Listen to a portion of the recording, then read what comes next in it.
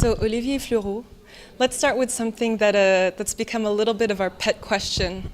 Who are you? What is your trajectory? What brought you here? Well, it's not a very direct trajectory. I was just saying that I started as an engineer a long time ago. Then I wanted to do journalism. So I worked as a journalist in business newspapers. I then even managed newspapers. Then I moved to advertising.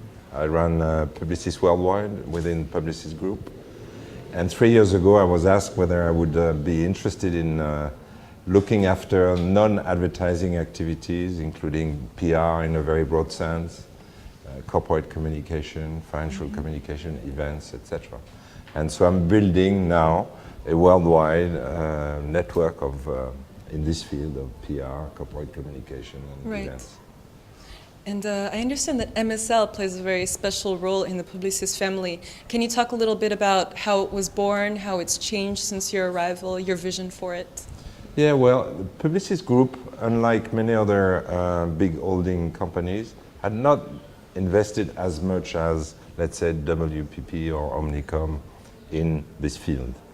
And so we had agencies, some of them very good, like MSNL at that time, based in the US, or Publicis Consultant within Publicis itself, mostly based in France and then with a few offices elsewhere.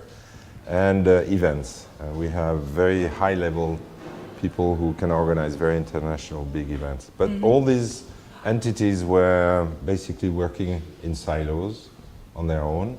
And my job is to make sure that it becomes a global network. They cooperate to work on the same clients.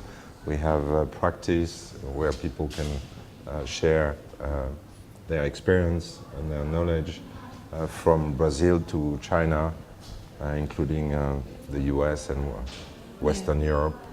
I actually wanted to talk to you about that, the sort of the global scale of MSL. Rishad Tobacco-Wala, another big member of the Publicis family, he often likes to say that CIA is where all the power is being concentrated, China, India, and America. Can you talk a little bit about MSL's expansion and how social now plays a big role in these countries? Well, obviously, so we do about 40% of our business in the US. But we also have acquired quite significant activities. We're now number one, actually, in the PR industry in China and also in India. In those countries, the growth is amazing. It's like 20%. Brazil is growing also very fast. Of course, as you mentioned, the whole industry is today completely transformed, or is being transformed. Under the influence of social media and digital in general. Having worked a lot in media, I know that the impact is going to be huge. And since we help our clients to connect with media and other outlets and channels of expression, we know that it is today one of the most important and very deep trends that we should help our clients with. What are some of it? Because China, India, Brazil, the United States, these markets are very different. What are some of the unique challenges associated with scaling across these countries? Well, actually, I had a big meeting in Berlin on Thursday and Friday with all my top managers, 100 people from around the world, and I told them we have a very precise competitive advantage. We're not a French network, we're not an American network, we're a global multicultural network. It's very important that we understand very deeply the cultures and the specificities of each country. You don't do PR in India the way you do it in China, and certainly not the way you do it in the US. The level of maturity of the industry is not the same. So it's very important to have very good people who have created their own companies in those countries and who really understand how it works, have the connections. So we are a multicultural network. In what way do you think that social has fundamentally changed PR? Well, you know, not long ago actually, if you wanted to disseminate a message, any kind of message to a lot of people, you had to be close to one of those very capital intensive entities, TV channel, newspaper with presses, radio, etc. Today, an individual, you and me, provided we have something very interesting to say and very exciting or very intriguing, we can actually see our message without any investment, without big investment, being seen by millions of people. That's the huge difference. So there is a power shift. Yeah. There's a huge power shift. And of course, this generates bottom-up approaches, crowdsourcing, you know, a lot of things that companies have to adopt if they want to connect with their audiences. And they are struggling a bit because it's a big shift. Yeah, it's a huge transition that's completely changing revenue models. For instance, you know, nowadays,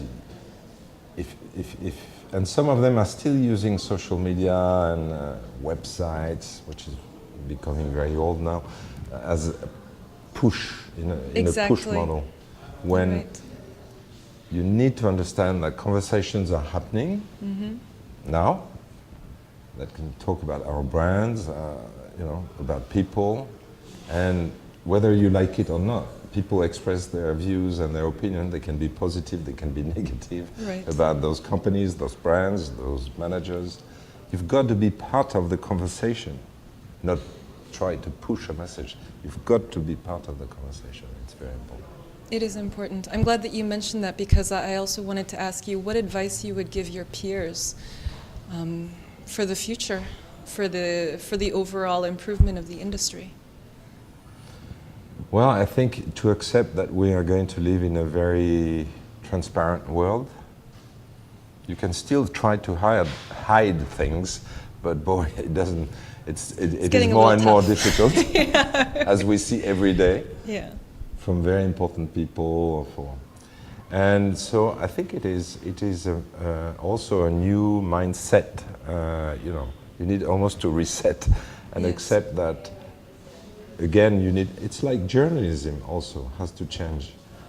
Journalism has to be, a journalist, I think, has to be a moderator, a curator, more than you know, a guy who says, this is my piece, this is definitive, now you read it. Yeah. You know, they also have to be part of the conversation more and more. Do you think bloggers are journalists?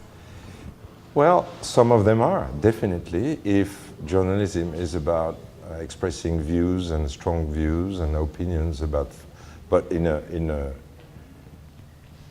hopefully with fact-based opinions, not just emotions or you know. But yeah, of course. I mean, bloggers is a new form of journalism.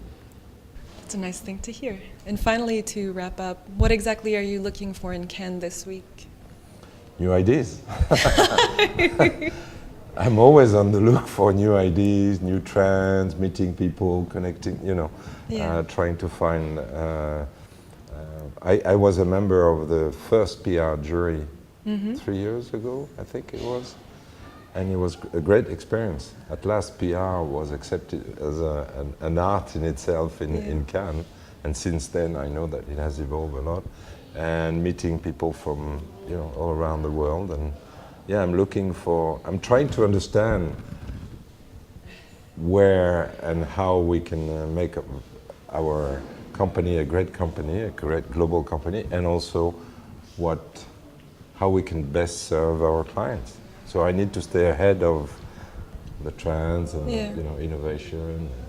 In a way, you're still operating a bit like a journalist. That's the best compliment. Well, thank you so much for your time, Mr. Fleurot. It was a pleasure. Yeah, my pleasure. Thank you.